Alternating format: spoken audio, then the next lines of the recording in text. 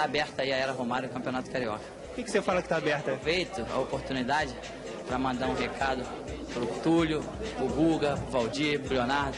São os supostos vice-artilheiros do Campeonato Carioca.